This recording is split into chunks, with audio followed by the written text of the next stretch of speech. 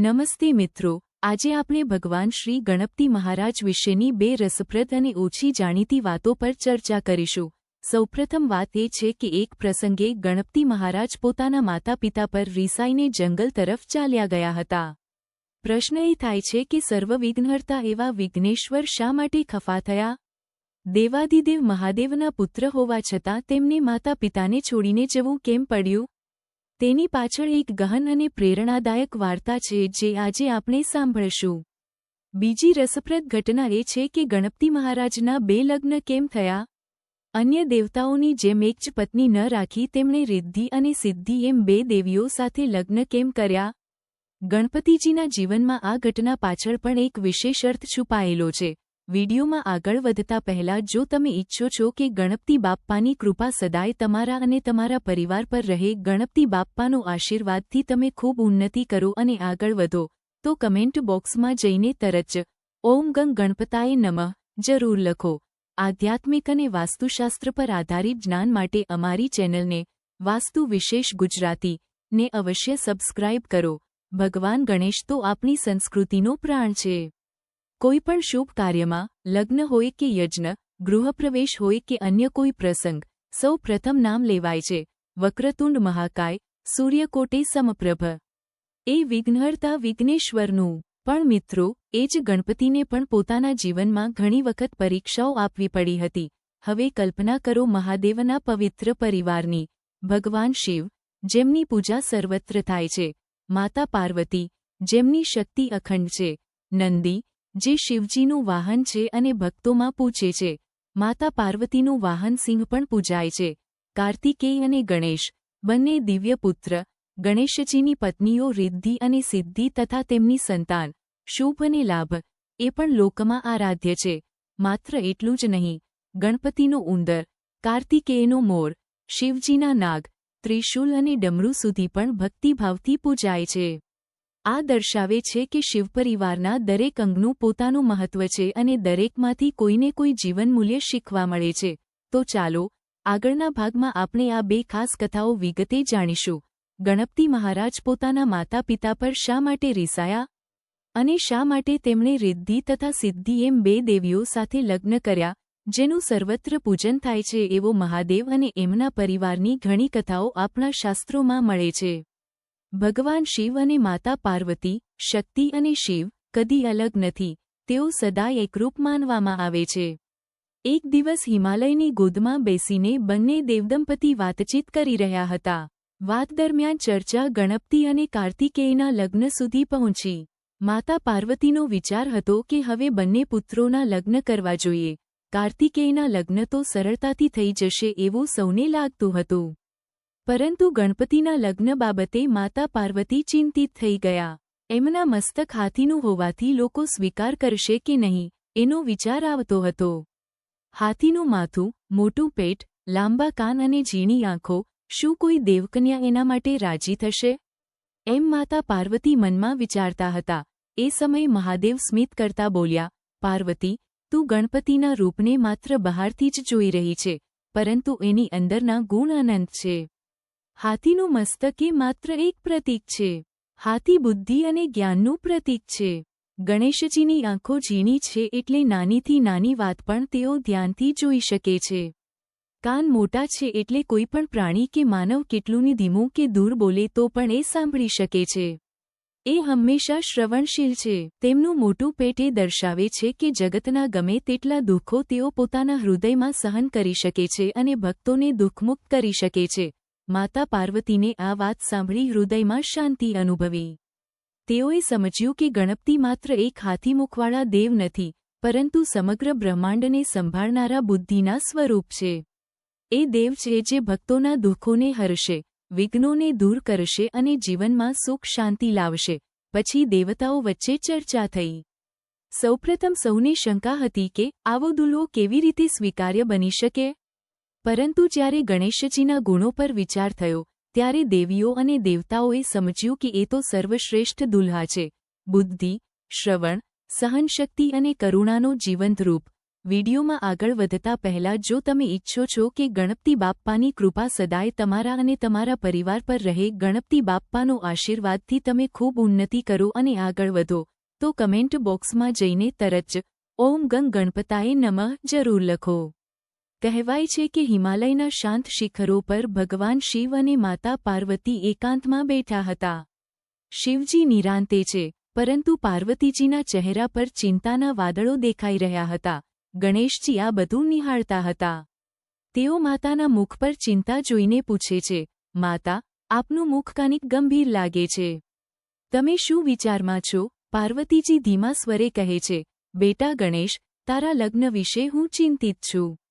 તારા ભાઈ કાર્તિકેય માટે તો સહજ રીતે દેવલોકમાંથી દીકરી મળી જશે, પરંતુ તારું રૂપ હાથીમુખવાળું છે, શરીર પણ અલગ છે. ક્યાંક દેવતાઓની દીકરી આપશે કે નહીં, એ વિચારથી મને ચિંતા થાય છે. ગણેશજી મમતા ભર્યા સ્વરે કહે છે, માતા, તમારે કોઈ ચિંતા કરવાની જ જરૂર નથી. મારા કારણે તમે દુઃખી થાઓ એ મને સહન નથી. તમે નિશ્ચિત રહો. પાર્વતીજી છતાં કહે છે, પરંતુ બેટા, હું માતા છું. તારા લગ્ન કરાવવાનું મારું કર્તવ્ય છે. તારા માટે યોગ્ય વરકન્યાની શોધ કરવાની જ રહેશે. તે સાંભળીને વિઘ્નહર્તા વિનાયક હસતા કહે છે, માતા, ઉપાય હું કરી ચૂક્યો છું. હવે ક્યારેય લગ્ન કરવાનો વિચાર નથી. હું જીવનભર બ્રહ્મચર્યનું પાલન કરીશ. લગ્નનો સંબંધ જ નહીં બાંધું. પાર્વતીજી આ વાત સાંભળીને ચકિત થઈ જાય છે. તેઓ કહે છે, ગણેશ, તું મારો દીકરો છે. તારા લગ્ન વગર હું શાંત કેવી રીતે રહું? તારે ગમે તેમ થાય, પરંતુ લગ્ન તો તારે કરવા જ પડશે. આ બધું જોતા ભગવાન શિવ માત્ર સ્મિત કરતા રહ્યા. કારણ કે તેઓ ત્રિકાળદર્શી છે, ભૂત, વર્તમાન અને ભવિષ્ય એમ ત્રણેય સમયને જાણનારા. તેમને ખબર હતી કે આગળ કેવી રીતે ગણેશજીનું લગ્ન પ્રસંગ સર્જાશે. ઘટના એવી બની કે એક દિવસમાં પાર્વતીજી અને ભગવાન ગણપતિજી વચ્ચે ખૂબ રસપ્રદ સંવાદ થયો. ગણપતિજી માતાને પ્રણામ કરીને કહે છે, માતા, હું આજીવન બ્રહ્મચર્ય વ્રત પાળવા માંગુ છું. મને લગ્ન કરવાની કોઈ ઈચ્છા નથી. મારે માત્ર ભક્તિ, તપસ્યા અને ધ્યાને જ જીવન વિતાવવું છે. લગ્ન જેવા બંધનમાં મને બંધાવવું નથી. આ વાત સાંભળીમાં પાર્વતીજી આશ્ચર્યચકિત બની જાય છે. તેઓ પ્રેમથી સમજાવવા લાગે છે, બેટા, લગ્ન જીવનનો એક મહત્વનો ભાગ છે. ઘર ગૃહસ્થાશ્રમ વિના માનવ જીવન અધૂરું છે. તું દેવી દેવતાઓનો લાડકો દીકરો છે, તારે તો દુનિયાને ઉદાહરણ આપવું જોઈએ. તું લગ્ન કરશે તો લોકોમાં પણ સારા સંસ્કારો પ્રસરે.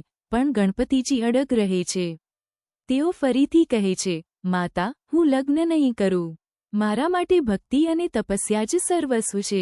જો તમે મને બળજબરીથી લગ્ન કરાવવાનું વિચારશો, તો હું આ ઘર છોડીને જંગલમાં ચાલ્યો જઈશ. આ સાંભળી પાર્વતીજી થોડા ક્રોધમાં આવે છે અને માતૃત્વના અધિકારથી કહે છે, બેટા, તું મારું આજ્ઞાપાલક દીકરો છે. તારે મારી વાત માનવી જ પડશે. લગ્ન તારે કરવા જ પડશે. તું કેવી રીતે મારી આજ્ઞાને અવગણી શકીશ? પણ ગણપતિજી રિસાઈ જાય છે અને ગંભીરતાથી કહે છે, માતા, જો આવું જ છે તો મને અહીં રહેવું નથી. આજ પછી હું આ ઘર ક્યારેય નહીં આવું. હું જંગલમાં જઈ તપસ્યા કરીશ અને જીવનભર બ્રહ્મચારી રહીશ. એમ કહીને ગણપતિજી હિમાલય છોડી જંગલ તરફ પ્રસ્થાન કરે છે. મનમાં ઠાન્યું કે હવે માત્ર તપસ્યા જ કરવી છે. જંગલમાં એકાંતમાં જઈ તેઓએ ધૂન શરૂ કરી, ઓમ નમઃ શિવાય, ઓમ નમઃ શિવાય. વિડીયોમાં આગળ વધતા પહેલા જો તમે ઈચ્છો છો કે ગણપતિ બાપ્પાની કૃપા સદાય તમારા અને તમારા પરિવાર પર રહે, ગણપતિ બાપ્પાનો આશીર્વાદથી તમે ખૂબ ઉન્નતિ કરો અને આગળ વધો, તો કમેન્ટ બોક્સમાં જઈને તરત જ ઓમ ગંગ ગણપતાય નમઃ જરૂર લખો. દિવસો પસાર થવા લાગ્યા. ગણપતિજી અવિરત તપમાં લીન રહી ગયા. તપશ્ચર્યાની આ અગ્નિએ આખું જંગલ પવિત્ર બનાવી દીધું. બીજી બાજુ માં પાર્વતી ખૂબ ચિંતિત થઈ. તેઓને લાગતું હતું કે મારો દીકરો મારે વિના કેવી રીતે રહેશે? પરંતુ ગણપતિજીનો નિશ્ચય અડગ હતો. તેઓ માતા પિતાના આજ્ઞાપાલક હતા, એટલા માટે જ એ દુનિયામાં પ્રથમ પૂજાતા દેવ બન્યા. એક વખત માતા પિતાની પ્રદક્ષિણા કરીને જ તેઓએ સાબિત કર્યું હતું કે માતા પિતા સર્વે દેવોથી મહાન છે. અહીં પણ એમ જ સાબિત કર્યું કે ગણપતિજી માટે માતા પિતા સર્વસ્વ હતા, પરંતુ પોતાની પ્રતિજ્ઞા પર ટકી રહેવું એ પણ તેમનો સંકલ્પ હતો. તેથી જ તેઓ વનમાં રહી ભગવાન ભોળેનાથની ભક્તિમાં તલ્લીન થયા. આવી રીતે આ પ્રસંગ માત્ર માતા પુત્રનો સંવાદ નથી, પણ એ આપણને શીખવે છે કે સંકલ્પ પર અડગ રહેવું અને માતા પિતાનો માન રાખવો એ જ સાચો ધર્મ છે. એક દિવસ માતા પાર્વતી ભગવાન ભોળેનાથને ચિંતિત સ્વરે કહે છે, પ્રભુ, તમને તો કોઈ ચિંતા જ નથી. આપણો દીકરો ગણપતિ રિસાઈને ક્યાંક દૂર ચાલ્યો ગયો છે. હવે એને મનાવીને પાછો લાવવો પડશે. એના લગ્ન કરવાની વારો આવી ગયો છે. જો એ આમ જ રિસાઈને બેઠો રહેશે તો અન્ય દેવતાઓ સામે આપનું માન ક્યાં રહેશે? જો ગણપતિ લગ્ન કરવા તૈયાર નહીં થાય તો કોણ દીકરી આપશે? તમે દેવોના દેવ મહાદેવ કહેવાઓ છો, પણ તમારા દીકરાને સમજાવવા માટે કંઈક કરવું જ પડશે. આ વાત સાંભળી ભગવાન શિવ સ્મિત સાથે પાર્વતીજીને કહે છે, દેવી, તમે ચિંતા ન કરો. જે કંઈ થવાનું છે એ યોગ્ય સમયે જ થશે. તમે બસ નિરાંતે રહો. ગણપતિના લગ્ન પણ થશે અને તમારી ચિંતા પણ દૂર થશે. તમારા હૃદયમાં જે આશા છે એ પૂર્ણ થશે. તમારો વિશ્વાસ મારો પર રાખો. ભગવાન શિવના આ આશ્વાસનથી પાર્વતીજીને શાંતિ અનુભવાઈ અને એમણે મનમાં નક્કી કરી લીધું કે હવે જે કંઈ થશે એ ભોળેનાથની ઈચ્છાથી જ થશે. સમય પસાર થયો. એક દિવસ વનમાં ભગવાન ગણપતિ તપસ્યામાં લીન હતા. તત્કાલ ત્યાં એક યુવતી આવી. એના નજરે ગણપતિ પડ્યા અને હૃદયમાં તરત જ આકર્ષણ જન્મ્યું. હાથીમુખવાળા આ રૂપ પાછળ અદ્ભુત તેજ અને વિભૂતિ ઝળકતી હતી. યુવતીના મનમાં વિચાર આવ્યો, આહા, આ તો મહાદેવના પુત્ર ગણપતિ છે. આથી શ્રેષ્ઠ પતિ તો બીજો કોઈ નહીં મળે. એ વિચારથી મંત્રમુગ્ધ થઈ યુવતી આગળ વધીને પ્રસ્તાવ મૂકવાનો પ્રયાસ કરે છે. પણ ગણપતિ તો તપસ્યામાં લીન હતા. એનું ધ્યાન ભંગ કરવા માટે યુવતી ચૂડીઓ ખખડાવે, અવાજ કરે, છતાંય ગણપતિનું મન એકાગ્રતામાં અડગ જ રહે છે. છેલ્લે સતત પ્રયત્ન બાદ ગણપતિની તપસ્યાનો મૌન તૂટે છે. ગણપતિ મહારાજ પોતાની તપસ્યામાં લીન હતા. મન સંપૂર્ણપણે એકાગ્ર હતું. ચિત્તમાં માત્ર પરમ શાંતિ અને આધ્યાત્મિક તત્વોનું સ્મરણ ચાલતું હતું. એ સમયે અચાનક તેમની સાધના ભંગ થઈ. આંખો ખોલીને જોયું તો સામે એક સ્ત્રી ઊભી હતી. વિડીયોમાં આગળ વધતા પહેલા જો તમે ઈચ્છો છો કે ગણપતિ બાપ્પાની કૃપા સદાય તમારા અને તમારા પરિવાર પર રહે, ગણપતિ બાપ્પાનો આશીર્વાદથી તમે ખૂબ ઉન્નતિ કરો અને આગળ વધો, તો કમેન્ટ બોક્સમાં જઈને તરત જ ઓમ ગં ગણપતાય નમઃ જરૂર લખો. ગણપતિ મહારાજ શાંતિ સ્વભાવના હોવાથી ક્રોધમાં આવ્યા નહીં, પરંતુ ધીરજપૂર્વક પૂછ્યું, હે દેવી, તમે મારી તપસ્યા ભંગ કરી છે. એનું કારણ શું છે? તપસ્યા ભંગ કરવા માટે તમે અહીં શા માટે આવી છો? એ સ્ત્રીએ નમ્રતાથી માથું ઝુકાવ્યું અને કહ્યું, હે વિઘ્નહર્તા ગણપતિ, હું તમારા દર્શનથી મોહી ગઈ છું. તમારું આ દિવ્ય રૂપ, આ તેજસ્વીતા, આ કરુણાસભર ચહેરો, તેને જોઈને મારા હૃદયમાં તમને પતિરૂપે મેળવવાની ઈચ્છા થઈ છે. દુનિયામાં ગણપતિ જેવા પતિ મને બીજો નહીં મળે. વધુમાં, જો હું તમારો જીવનસાથી બનીશ, તો મને ભગવાન શિવ જેવા સસરા અને માતા પાર્વતી જેવી સાસુ મળશે, જે સૌથી મોટા સદભાગ્યની વાત છે. તેથી હું તમારે સામે લગ્નનો પ્રસ્તાવ મૂકી રહી છું. ગણપતિ મહારાજે શાંતિથી જવાબ આપ્યો, હે દેવી, તમારી ભાવના નિર્દોષ છે. તમે જે કહ્યું તે સાચું છે કે હું તમને પતિરૂપે ભાવી લાગ્યો છું, પરંતુ હું બ્રહ્મચર્યવ્રત પાળવા માટે પ્રતિજ્ઞાબદ્ધ છું. મારા જીવનનો માર્ગ ઘરગથ્થુ જીવનનો નથી, એ માટે જ મેં તપસ્યાનો માર્ગ પસંદ કર્યો છે. એક દિવસ વનમાં ભગવાન ગણપતિ તપસ્યામાં લીન હતા. તત્કાલ ત્યાં એક યુવતી આવી. એના નજરે ગણપતિ પડ્યા અને હૃદયમાં તરત જ આકર્ષણ જન્મ્યું. હાથીમુખવાળા આ રૂપ પાછળ અદ્ભુત તેજ અને વિભૂતિ ઝળકતી હતી. યુવતીના મનમાં વિચાર આવ્યો, આહા, આ તો મહાદેવના પુત્ર ગણપતિ છે. આથી શ્રેષ્ઠ પતિ તો બીજો કોઈ નહીં મળે. એ વિચારથી મંત્રમુગ્ધ થઈ યુવતી આગળ વધીને પ્રસ્તાવ મૂકવાનો પ્રયાસ કરે છે. પણ ગણપતિ તો તપસ્યામાં લીન હતા. એનું ધ્યાન ભંગ કરવા માટે યુવતી ચૂડીઓ ખખડાવે, અવાજ કરે, છતાંય ગણપતિનું મન એકાગ્રતામાં અડગ જ રહે છે. છેલ્લે સતત પ્રયત્ન બાદ ગણપતિની તપસ્યાનો મૌન તૂટે છે.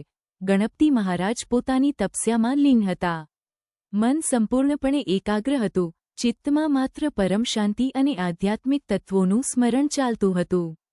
એ સમયે અચાનક તેમની સાધના ભંગ થઈ. આંખો ખોલીને જોયું તો સામે એક સ્ત્રી ઊભી હતી. વિડીયોમાં આગળ વધતા પહેલા જો તમે ઈચ્છો છો કે ગણપતિ બાપ્પાની કૃપા સદાય તમારા અને તમારા પરિવાર પર રહે, ગણપતિ બાપ્પાનો આશીર્વાદથી તમે ખૂબ ઉન્નતિ કરો અને આગળ વધો, તો કમેન્ટ બોક્સમાં જઈને તરત જ ઓમ ગંગ ગણપતાય નમઃ જરૂર લખો. ગણપતિ મહારાજ શાંતિ સ્વભાવના હોવાથી ક્રોધમાં આવ્યા નહીં, પરંતુ ધીરજપૂર્વક પૂછ્યું, હે દેવી, તમે મારી તપસ્યા ભંગ કરી છે. એનું કારણ શું છે? તપસ્યા ભંગ કરવા માટે તમે અહીં શા માટે આવી છો? એ સ્ત્રીએ નમ્રતાથી માથું ઝુકાવ્યું અને કહ્યું, હે વિઘ્નહર્તા ગણપતિ, હું તમારા દર્શનથી મોહી ગઈ છું. તમારું આ દિવ્ય રૂપ, આ તેજસ્વીતા, આ કરુણાસભર ચહેરો, તેને જોઈને મારા હૃદયમાં તમને પતિરૂપે મેળવવાની ઈચ્છા થઈ છે. દુનિયામાં ગણપતિ જેવા પતિ મને બીજો નહીં મળે. વધુમાં, જો હું તમારો જીવનસાથી બનીશ, તો મને ભગવાન શિવ જેવા સસરા અને માતા પાર્વતી જેવી સાસુ મળશે, જે સૌથી મોટા સદભાગ્યની વાત છે. તેથી હું તમારે સામે લગ્નનો પ્રસ્તાવ મૂકી રહી છું. ગણપતિ મહારાજે શાંતિથી જવાબ આપ્યો, હે દેવી, તમારી ભાવના નિર્દોષ છે. તમે જે કહ્યું તે સાચું છે કે હું તમને પતિરૂપે ભાવી લાગ્યો છું, પરંતુ હું બ્રહ્મચર્યવ્રત પાળવા માટે પ્રતિજ્ઞાબદ્ધ છું. મારા જીવનનો માર્ગ ઘરગથ્થુ જીવનનો નથી, એ માટે જ મેં તપસ્યાનો માર્ગ પસંદ કર્યો છે. એટલે લગ્ન કરવાનો પ્રશ્ન જ નથી. તમે કૃપા કરીને અહીંથી જાઓ અને મને તપસ્યા કરવા દો. પરંતુ એ સ્ત્રી અડગ રહી. તે બોલી, હે ગણપતિ, હું તમને છોડીને જઈ શકતી નથી. હું તમારા દિવ્ય સ્વરૂપમાં બંધાઈ ગઈ છું. તમે મને લગ્ન કરશો જ? ગણપતિએ થોડી કડક વાણીમાં કહ્યું, દેવી, કેટલાક વખત કહું, હું લગ્ન નથી કરવા માંગતો. મારું વ્રત છે કે હું તપસ્યા જ કરું. કૃપા કરીને મારી પાસે આ વિષય પર ફરી વાત ન કરો. તમે અહીંથી તરત જ દૂર જાઓ. આ વાત સાંભળી તે સ્ત્રીના હૃદયમાં ક્રોધ જાગ્યો. તેને લાગ્યું કે ગણપતિએ તેના પ્રેમનો અપમાન કર્યો છે. ક્રોધથી તે કંપતી થઈ ગઈ અને ગુસ્સામાં બોલી, હે ગણપતિ, જો તમે મને પતિ સ્વરૂપે સ્વીકારતા નથી, તો હું તમને શ્રાપ આપું છું. તમે આજે કહો છો કે લગ્ન નથી કરવા, પરંતુ મારી વાણી નિષ્ફળ નહીં જાય. હું તમને શ્રાપ આપું છું કે તમારે ભવિષ્યમાં 2 લગ્ન કરવા પડશે. 2 સ્ત્રીઓ સાથે લગ્ન કર્યા વિના તમારું જીવન પૂર્ણ નહીં થાય, એમ કહી તુલસી ત્યાંથી નીકળી ગઈ. તુલસીના શબ્દો સાંભળીને ગણપતિજી બહુ ચિંતામાં પડી ગયા. તુલસીએ તેમને કઠોર શ્રાપ આપ્યો હતો કે તેમના 2 લગ્ન થશે. શ્રાપ તો કોઈ દિવસ ખોટા નથી જતા, એટલે આ વાતે તેમને અંદરથી ભારે દુઃખ થયું. ગણપતિજી વિચારે છે કે હું તો તુલસી પર ક્રોધ કરીને ભૂલ કરી બેઠો. ક્રોધને બદલે ધીરજ રાખવી જોઈતી હતી, પરંતુ હવે જે થયું છે તે સુધારી શકાય તેમ નથી. આ વિચારો સાથે તેઓ પોતાના માતા પિતા પાસે પાછા આવ્યા અને માફી માંગી. પાર્વતીજીને ખબર પડી ત્યારે તેઓ ખૂબ ચિંતિત થયા. માતૃહૃદયને તો સંતાન માટે હંમેશા ચિંતા રહેતી જ હોય છે. પાર્વતીજી બોલ્યા, હવે તો ગણપતિને 2 લગ્ન કરવાનો શ્રાપ મળ્યો છે, તો કોણ દીકરી આપશે? કયો દેવતા આવા વર સાથે પોતાની દીકરી પરણાવવા તૈયાર થશે? તેમ કહીને તેમણે પોતાના શંકા શિવજી સામે મૂકી. શિવજી, જે ભોળાનાથ છે, શાંત સ્વરે સમજાવ્યું, પાર્વતીજી, ચિંતા ન કરો. સમય સાથે બધું યોગ્ય થઈ જશે. તમારે માત્ર વિશ્વાસ રાખવો છે. આ દરમિયાન ગણપતિ મહારાજ પોતાના દૈનિક કાર્યોમાં વ્યસ્ત રહ્યા. મૂષક તેમના પ્રિય વાહન સાથે હિમાલયની ગુફાઓ અને જંગલોમાં રમ્યા કરે. પરંતુ અંદરથી તેમના મનમાં એક જ વિચાર સતત ચળકતો રહેતો, લગ્નનો. તુલસીના શ્રાપના કારણે તેમને પોતાના લગ્નની તીવ્ર ઈચ્છા થવા માંડી. મનમાં આવતું કે ક્યારે મારા લગ્ન થશે? કઈ દેવકન્યા મારી પત્ની બનશે? આ વિચારો તેમને શાંતિથી બેસવા દેતા જ નહોતા. ધીરે ધીરે આ ઈચ્છા એક પ્રકારના અતિશય ક્રોધમાં ફેરવાઈ. તેઓ વિચારે, જ્યારે મારી માતા પાર્વતીજી દેવતાઓ પાસે માંગુ લઈને જાય છે, ત્યારે કોઈ સ્વીકાર કરતું નથી. દરેક દેવ કહે છે કે ગણપતિજી દેવતા જેવા નથી દેખાતા. શરીર માનવનું અને માથું હાથીનું, આવો વર તેમની દીકરીને કેમ આપે? એક પછી એક તમામ દેવતાઓએ ના પાડતા ગયા. આથી ગણપતિજીનું મન દુઃખ અને અપમાનથી ભરાઈ ગયું. તેઓ પોતાના મનમાં બોલ્યા, હું તો દેવતાઓમાં પૂછે છું, પરંતુ આ દેવતાઓ મને પોતાની દીકરી આપતા નથી. શું માત્ર મારા સ્વરૂપને લીધે મને અપમાન ભોગવવું પડે? જો એ તુલસી હતી, તો કદાચ મેં તેનો ક્રોધ શમાવ્યો હોત, તેની સાથે લગ્ન કર્યા હોત, તો આજે આ દિવસ જોવો ન પડ્યો હોત. આ રીતે ગણપતિજીના હૃદયમાં અશાંતિ વધી ગઈ. તેમને લાગ્યું કે હવે પોતાના લગ્ન વગર શાંતિ નહીં મળે. એમના મનમાં ઉતાવળ વધી, ક્યારે મારા લગ્ન થશે? ક્યાંથી આવશે મારી જીવનસાથી? ગણપતિજીની ચિંતા એ હતી કે દુનિયામાં દરેક દેવતાનું તો લગ્ન થઈ જાય છે, પરંતુ પોતે મહાદેવનો દીકરો હોવા છતાં પણ કોઈ દેવતા પોતાની દીકરી ગણપતિને આપવા તૈયાર નથી. આ વિચારથી તેના મનમાં ભારે દુઃખ અને ગુસ્સો છવાઈ જાય છે. એ વિચાર કરે છે કે જો મારા લગ્ન ન થાય તો પછી કોઈ દેવતાનું પણ લગ્ન શાંતિથી ન થવા દઉં. બધાના લગ્નમાં હું જ વિઘ્નરૂપ બનીશ, એમ કરીને પોતાના સચ્ચા મિત્ર મૂષક ઉંદરને આજ્ઞા આપે છે કે તારે દરેક દેવોના લગ્નની ખબર મને આપવાની છે. જ્યાં લગ્નનો પ્રસંગ હોય ત્યાં જતી વખતે તું મને સમાચાર આપજે. મૂષક એ કામ હાથ ધરે છે. હવે જ્યારે પણ દેવતાઓમાં કોઈના લગ્ન થાય ત્યારે ગણપતિજી ત્યાં પહોંચી જાય છે. લગ્નના મંડપમાં જઈને એ મંડપ પાડી દે, સજાવટ તોડી નાખે, વરઘોડામાં હેરાનગતિ મચાવે, મહેમાનો વચ્ચે ગભરાટ ફેલાવે અને દેવતાઓને કંટાળી નાખે. એક પછી એક દેવોના લગ્ન પ્રસંગો આવી શકે, પણ દરેક વખતે ગણપતિજી ત્યાં જઈને વિઘ્ન ઊભું કરે. દેવતાઓ નિર્વિઘ્ને લગ્ન ન કરી શકે એવી સ્થિતિ સર્જાય છે. ક્યારેક તો એ પોતે ગુસ્સે થઈને દેવતાઓને પણ મારવા લાગે છે. આમ કરીને ગણપતિજીનું વર્તન દેવલોકમાં મોટો પ્રશ્ન બની જાય છે. ધીરે ધીરે બધા દેવતાઓ કંટાળી જાય છે. હવે એ મને સમજાય છે કે આ સમસ્યા ઉકેલવી ખૂબ જરૂરી છે. વિડીયોમાં આગળ વધતા પહેલા જો તમે ઈચ્છો છો કે ગણપતિ બાપ્પાની કૃપા સદાય તમારા અને તમારા પરિવાર પર રહે, ગણપતિ બાપ્પાનો આશીર્વાદથી તમે ખૂબ ઉન્નતિ કરો અને આગળ વધો, તો કમેન્ટ બોક્સમાં જઈને તરત જ ઓમ ગં ગણપતાય નમઃ જરૂર લખો. બધા દેવતાઓ ભેગા થઈને એક મત કરે છે કે આ બાબતમાં હવે ભગવાન ભોળેનાથને સમજાવવું પડશે. એટલે બધા દેવતાઓ મહાદેવ પાસે જાય છે અને હાથ જોડીને વિનંતી કરે છે, હે ભોળેનાથ, તમારા દીકરા ગણપતિજી તો હવે બધા દેવતાઓ માટે મોટી મુશ્કેલી બની ગયા છે. દેવલોકમાં જે લગ્ન થાય છે એમાંથી કોઈ પણ પ્રસંગ વિઘ્ન વિના નથી જતો. મંડપ તોડી નાખે છે, સજાવટ ઉથલાવી નાખે છે, મહેમાનોમાં હંગામો કરે છે. હવે તો લગ્ન શક્ય નથી. આપ કૃપા કરીને આ બાબતમાં કંઈક સમાધાન કરો. ભગવાન ભોળેનાથ બધું સાંભળે છે, પણ શાંતિથી કહે છે, આ વિષય મારો નથી.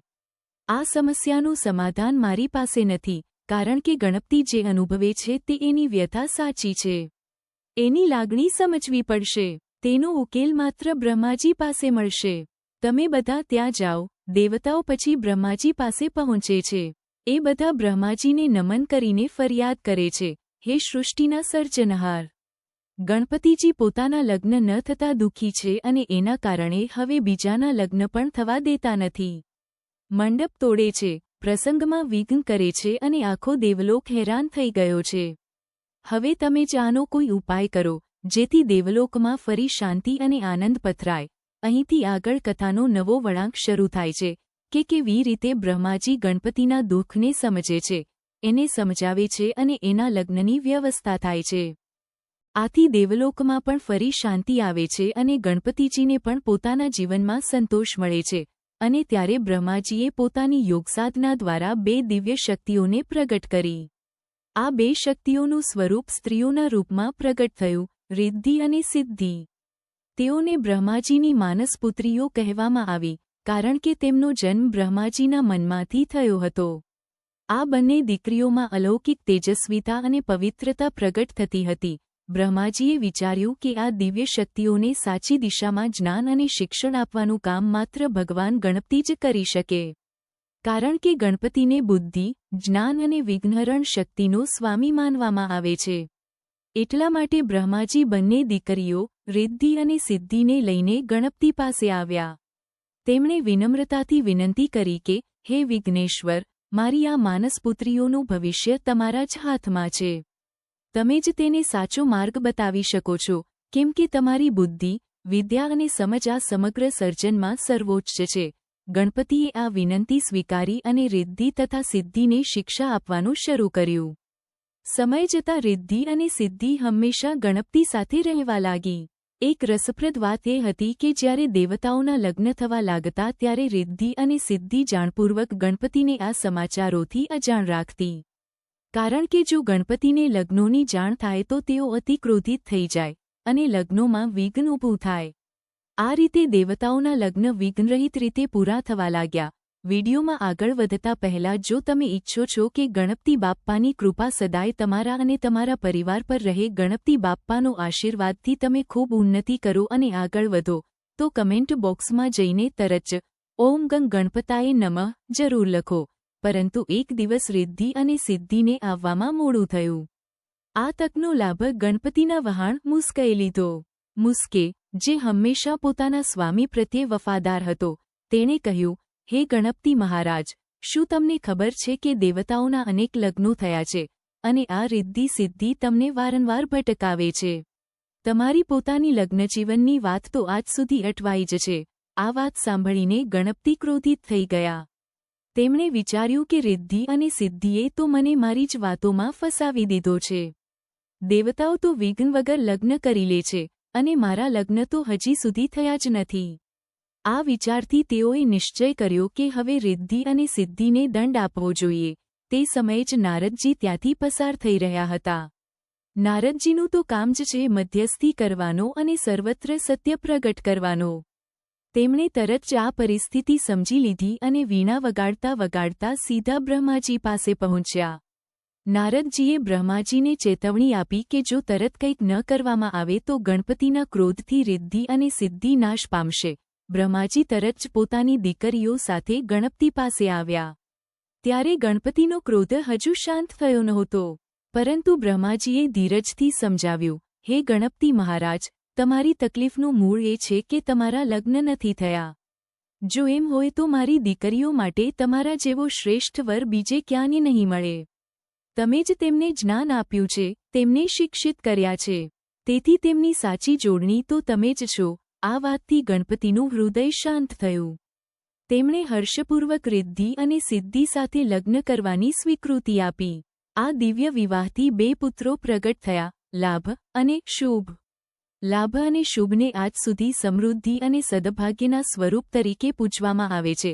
આ ઘટના આપણને બતાવે છે કે કેવી રીતે રિદ્ધિ, સમૃદ્ધિ અને સિદ્ધિ, સફળતા હંમેશા ભગવાન ગણપતિ સાથે જ જોડાયેલી છે. ગણપતિજીના આશીર્વાદ વગર સાચી સમૃદ્ધિ કે સાચી સિદ્ધિ પ્રાપ્ત થવી અશક્ય છે.